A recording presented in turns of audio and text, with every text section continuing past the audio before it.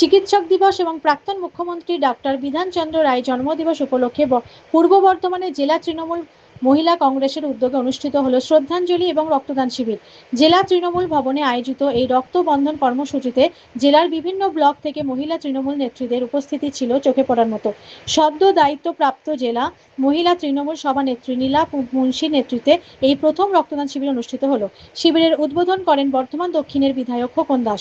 রক্তদানে অংশ নেন তৃণমূল মহিলা কর্মীরা।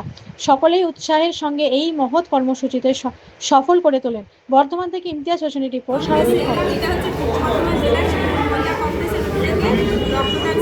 মহিলাদের রক্তদান শিবির হচ্ছে রাজ্য তৃণমূল মহিলা কংগ্রেসের সভানেত্রী শ্রীমতী চন্দ্রিমা ভট্টাচার্যের এটা জেলার কোনো কর্মসূচি। আজকে সারা বাংলা জুড়ে শুধু মহিলারাই রক্তদান করছে। আজকে ডক্টর বিধানচন্দ্র রায়ের 14তম জন্মদিবস উপলক্ষে শ্রদ্ধা জানানো হচ্ছে। তন্ময় সিংহ রয়, ছাত্র প্রেসিডেন্ট স্বরাজ ঘোষ, সাদ্দা মাঝের ছাত্রের জেনারেল সেক্রেটারি, আরও কাউন্সিলাররা আছে বন্ধু রহমান থেকে শুরু করে আরও অনেক প্রতিনিধি এবং সমস্ত ব্লকের নেত্রীরা, জেলার নেত্রীরা।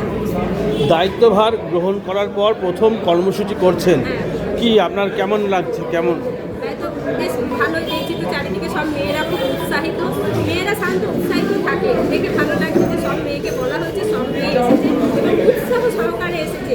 রক্তদানের যে একটা ভীতি সেইটা কাটিয়ে উঠেছে, কারণ মেয়েরাই তো হচ্ছে যে সেবা বলতে মেয়েদেরকেই বোঝায়। আজকে মেয়েরা যে রক্তের দিলে যে ক্ষতি হয় না, একটা মানুষের জীবন বাঁচে, কারণ মেয়েরা তো মায়ের জাত। মেয়েরা বোঝে যে এক ব্যাগ রক্ত একটা মানুষের জীবন বাঁচাতে পারে। আজকে রক্তদান দেখুন, এখানে জাতি ধর্ম নির্বিশেষে সবাই রক্ত দিয়েছে, এখানে সবাই এক হয়ে গেছে। সেই জন্য আজকে আমাদের কর্মসূচির নাম রক্তবন্ধন। সবাই আমরা জাতি ধর্ম নির্বিশেষে সবাই আমরা একই বন্ধনে আবদ্ধ হয়েছি। ভালো লাগলো আমাকে, আমি তো ব্লাড দিতে ভালোবাসি। কতবার হলো এবার নিয়ে? আমার অনেকবার, এই নিয়ে 8-9 বার হয়ে গেছে। 8 বার। কাদের জন্য রক্ত দিলে? আমি তৃণমূল কর্মী পার্টির জন্য। এবার প্রথম দিলাম। কেন রক্ত দিলেন? অনেক দিনের ইচ্ছা ছিল, হাই প্রেশার তো ওই জন্য দিতে পারিনি কোনোদিন, কিন্তু তবু আজকে যখন বললেন ওনারা যে হবে দেওয়া, তাই দিলাম।